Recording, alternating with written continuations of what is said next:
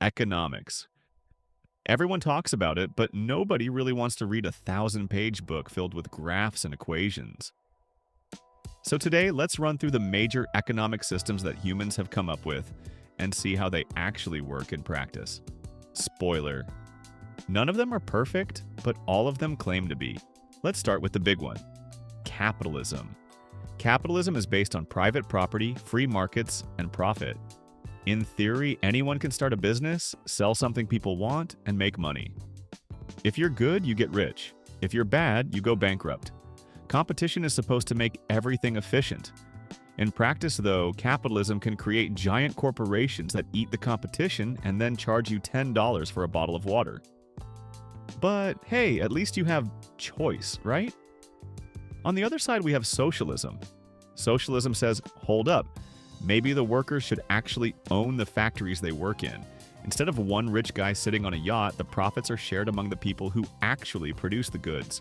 Modern socialism usually means high taxes on the wealthy, lots of public services, and the idea that basic needs like healthcare or education shouldn't depend on whether you can afford them. Sounds nice, but critics say it kills innovation. After all, why would you invent the next iPhone if you're going to get paid the same as the guy who only invented the next slightly better potato? Then comes communism, which is like socialism's more radical cousin. Communism says no private property at all, no social classes, no money, no state. Everything is shared based on need. In theory, this creates a perfect society where no one is rich and no one is poor. In practice, attempts at communism usually ended up with long lines for bread and some not-so-friendly governments telling you what you can or can't do. Turns out, abolishing money is harder than it sounds. Next is feudalism, which was popular in medieval Europe. Basically, the king owned everything, gave some land to nobles, and peasants worked the land in exchange for protection. Imagine working 14 hours a day, giving most of your crops away, and then still being told you should be grateful. It lasted for centuries, which shows that bad systems can survive a long time if people don't have a choice. Mercantilism came after feudalism, around the time when Europe started exploring the world. The idea was that nations should hoard gold and silver, export more than they import, and colonize distant lands to steal resources. It was basically economics mixed with piracy. Nations like Spain and Britain loved it, and if you were living in a colony, well, not so much. Now let's talk about corporatism. This one organizes society by professions and industries, like farmers in one group, soldiers in another, engineers in another. The government, workers, and business owners are all supposed to cooperate. It sounds very organized, but in practice it can turn into something suspiciously similar to authoritarianism, where the government tells you exactly where you belong. Congratulations! You are now a permanent shoemaker. Another idea is syndicalism, which is basically socialism powered by unions. Workers form syndicates, run industries directly, and negotiate through strikes and collective action. No bosses, just workers managing themselves.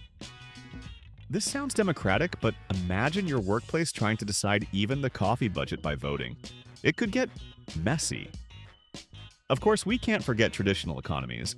These are the oldest systems found in tribal or rural societies. People produce just what they need, trade locally, and rely on customs instead of markets or governments. It works in small communities but doesn't scale well.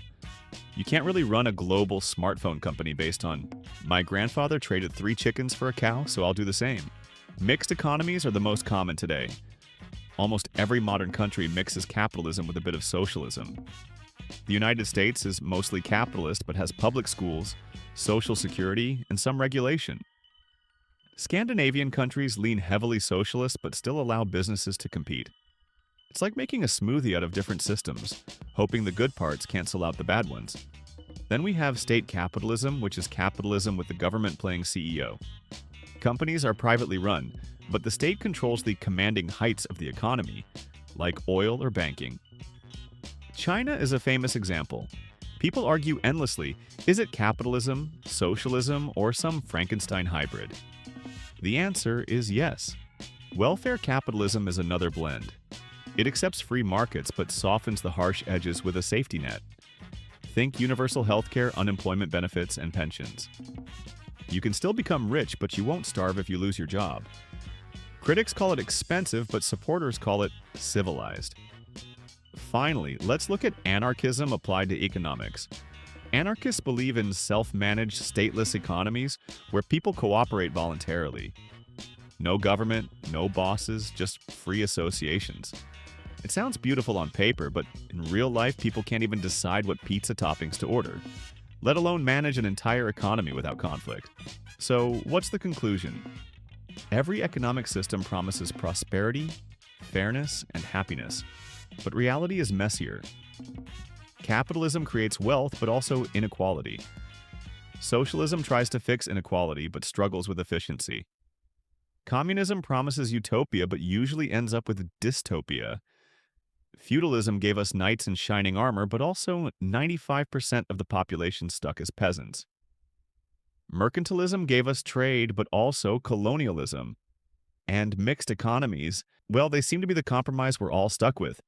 The truth is, no economic system is perfect because humans aren't perfect. Systems are just tools, and tools are only as good as the people using them. So maybe the real lesson is not to worship any single system, but to stay flexible, experiment, and remember that economics is supposed to serve people, not the other way around.